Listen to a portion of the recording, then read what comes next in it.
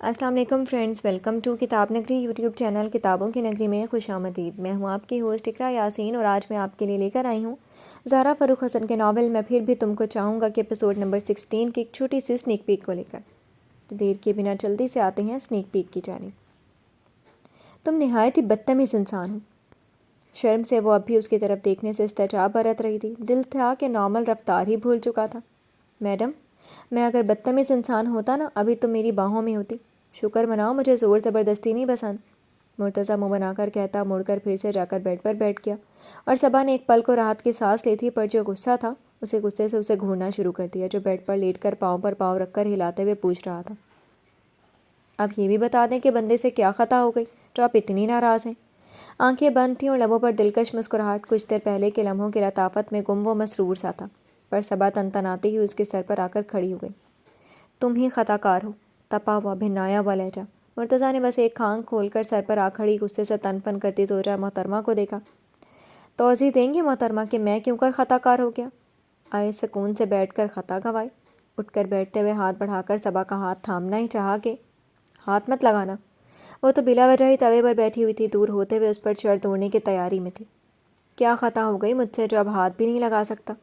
شرم اور غصے کے رنگ سے ملے جلے چہرے کو دیکھتے ہوئے وہ ٹھنڈی سانس بھر کر رہ گیا۔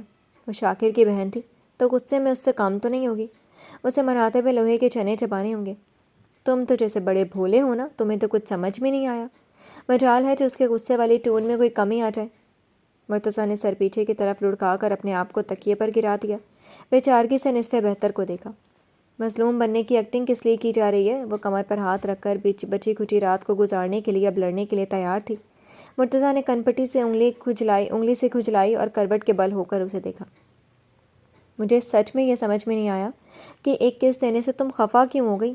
معصوم بنتے ہوئے اس نے صبا کا ہاتھ زبردستی پکڑ کر وہیں اپنے پاس بٹھا لیا۔ وہ بیٹھ گئی مگر تیوری چڑھی ہوئی تھی اور زبان سے تیش سے جملے نکلے۔ نہ تم مجھے اپنے مرنے مرانے والی باتوں سے ایموشنل کرتے، نہ میں خود تمہارے گلے کا ہار بنتی، نہ وہ کس وس ہوتی، نہ دادی دیکھتی۔ پھر اس نے تو ایک لمبی فہرست گن کر سنا دی، اور مرتضیٰ بس اس میں اپنا جرم ڈھونڈ رہا تھا جو کہیں سے بھی اپنا قصور نہیں لگا۔ کتنی بے عزتی ہو گئی میری! صبا کا ایک لیونگ والا غم پھر سے تازہ ہو گیا۔ صبح سب کا سامنا کرنا اور پھر ان دونوں کی چھیڑ خانی، سب سوچ سوچ کر ہی اسے بلا وجہ مرتضیٰ پر ہی غصہ آیا۔ تو کیا، دیکھو کتنا فائدہ ہو گیا، ہینگ لگی نہ پھٹکڑی، رنگ آئے چوکھا، رخصتی والا سارا خرچہ پانی بچ گیا۔ مزے سے ساری لا کر اس نے صبا کو اور جلایا تھا۔ کنجوس کہیں کے!